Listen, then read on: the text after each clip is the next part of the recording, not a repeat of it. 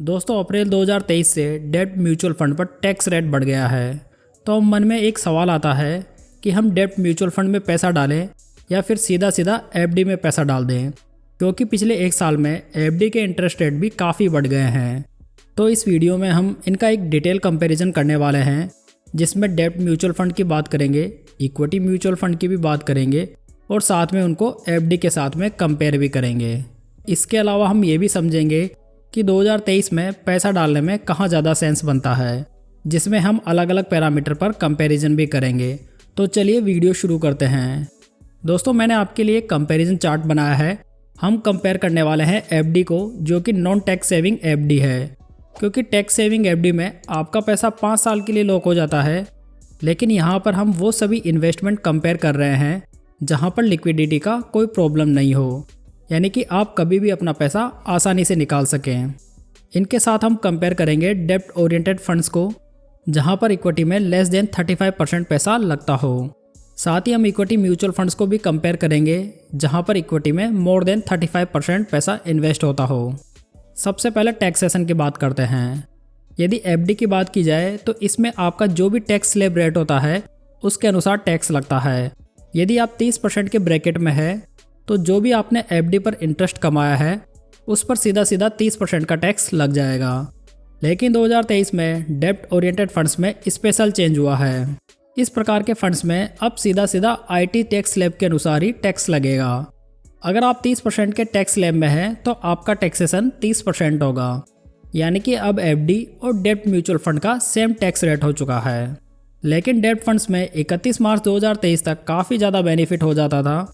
वहाँ पर अगर आप 3 साल से ज़्यादा के टाइम के बाद इसे बेचते थे तो लॉन्ग टर्म कैपिटल गेन में आपको खाली 20% का टैक्स देना पड़ता था। साथ ही उसमें आपको इंडेक्सेशन का बेनिफिट भी मिल जाता था। अब ये इंडेक्सेशन क्या होता है? बेसिकली महंगाई की वजह से इंडेक्सेशन लगाया जाता है। मान लीजिए आपने 1 लाख रुपए का डेब्ट म्यूचुअल फंड खरीदा है, जिसमें हम उसकी कॉस्ट ऑफ एक्विजिशन 1.5 लाख रुपये मान लेते हैं। यदि आपने ये फंड 10 साल के बाद में 2 लाख रुपये में बेचा तो यहाँ पर आपका नेट प्रॉफिट 1 लाख रुपये नहीं होगा, बल्कि 50,000 रुपये होगा, यानी कि 2 लाख माइनस 1.5 लाख रुपये। और इस 50,000 पर भी आपको टैक्स लगेगा। तो इस प्रकार 50,000 पर आपको 20% का टैक्स देना होगा, जो कि 10,000 रुपये का होगा। लेकिन यदि आज के समय की बात करें तो सीधा सीधा आपका जो 1 लाख रुपये का प्रॉफिट हुआ है उस पर आपको 30% टैक्स लग जाएगा, यानी कि आपको 30,000 रुपये का टैक्स देना पड़ेगा। तो यहाँ पर पुराने और नए टैक्स ट्रीटमेंट में 20,000 रुपये का बड़ा अंतर आ चुका है। अब बात करते हैं इक्विटी म्यूचुअल फंड की। इसमें यदि आप अपने इन्वेस्टमेंट को 1 साल के अंदर बेच देते हैं तो आपको short term capital gain tax देना होगा और ये रेट 15% की होगी। जबकि आप अपने इन्वेस्टमेंट को 1 साल के बाद में बेचते हो तो आपको long term capital gain tax लगेगा, जो कि 10% की दर से लगता है। लेकिन एलटीसीजी टैक्स हमेशा 1 लाख रुपए के ऊपर होने वाले प्रॉफिट पर ही लगता है। कहने का मतलब है कि 1 लाख रुपए तक का long term capital gain tax exempt होता है। इस 1 लाख रुपए में आपके स्टॉक्स और म्यूचुअल फंड का एलटीसीजी शामिल होता है। तो यहाँ पर टैक्स के हिसाब से इक्विटी म्यूचुअल फंड ज़्यादा अट्रैक्टिव दिखाई दे रहे हैं, लेकिन यहाँ पर रिस्क भी ज़्यादा है। जिससे कि हम आ जाते हैं अपने रिटर्न्स के पैरामीटर्स पर। यदि हम एफडी पर एवरेज रिटर्न की बात करें तो अभी के समय एफडी पर 7% के एवरेज रिटर्न्स मिल जाते हैं। दूसरी तरफ अगर हम डेब्ट ओरिएंटेड फंड्स की बात करें तो आप देखेंगे कि यहाँ पर भी 7% से ज़्यादा रिटर्न्स नहीं मिलते हैं। हालांकि कुछ म्यूचुअल फंड में ज़्यादा रिटर्न्स मिल जाएंगे, लेकिन वहाँ पर रिस्क की मात्रा भी उसी अनुसार बढ़ जाती है। लेकिन अगर हम on an average across the डेब्ट म्यूचुअल फंड देखें तो यहाँ पर 7% से ज़्यादा रिटर्न्स आपको नहीं मिलेंगे। वहीं अगर इक्विटी म्यूचुअल फंड की बात की जाए तो यहाँ पर आपको लगभग सभी खर्चे निकालने के बाद में 11-12% के रिटर्न्स मिल जाते हैं। यदि पोस्ट टैक्स रिटर्न्स देखे जाएं तो एफडी में लगभग आपको 5% के रिटर्न्स मिलेंगे। वहीं डेब्ट म्यूचुअल फंड में भी आपको करीब करीब 5% के रिटर्न्स ही प्राप्त होंगे। पहले डेब्ट ओरिएंटेड म्यूचुअल फंड्स में इंडेक्सेशन बेनिफिट की वजह से काफ़ी ज़्यादा फायदा हो जाता था, लेकिन अब यहाँ पर भी आपके रिटर्न्स खाली 5% ही बनने वाले हैं। तो एफडी और डेब्ट ओरिएंटेड म्यूचुअल फंड में अब रिटर्न्स में तो कोई खास फर्क नहीं पड़ रहा है, लेकिन इक्विटी ओरिएंटेड म्यूचुअल फंड में आपका जो टैक्स है वह भी कम लग रहा है। तो 11-12% के रिटर्न्स में पोस्ट टैक्स के बाद में भी रिटर्न्स में बहुत ज़्यादा फर्क नहीं पड़ेगा। After tax equity mutual fund में आपको करीब करीब 10% के रिटर्न्स तो मिल ही जाएंगे। तो यदि हम कंपैरिजन की बात करें तो पोस्ट टैक्स एफडी और डेब्ट म्यूचुअल फंड के मुकाबले इक्विटी म्यूचुअल फंड में आपको ऑलमोस्ट डबल रिटर्न्स मिल जाते हैं।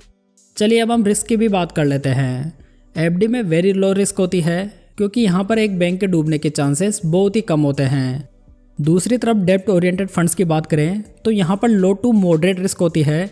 यहाँ पर जो बॉन्ड्स के अंदर पैसा लगाया जाता है उसमें कॉरपोरेट बॉन्ड्स भी शामिल होते हैं, कुछ रिस्की बॉन्ड्स में भी इन्वेस्टमेंट किया जाता है। अगर इक्विटी म्यूचुअल फंड की बात की जाए तो ये मॉडरेट टू हाई रिस्क के कैटेगरी में आते हैं। अब ये सीधी सीधी बात आती है कि अगर हमें पैसा ही डालना है और हमें लो रिस्क लेना है तो डेट फंड और एफडी दोनों रिटर्न्स के मामले में सेम है, लेकिन रिस्क डेट फंड के मामले में थोड़ी ज़्यादा है। तो इन्वेस्टमेंट के लिए यहाँ पर एफडी बेटर नज़र आ रहा है। अब हमारा लास्ट एक और पैरामीटर आ जाता है टाइम होराइजन, कि कितने टाइम होराइजन के लिए कौन सी इन्वेस्टमेंट बेटर रहेगी।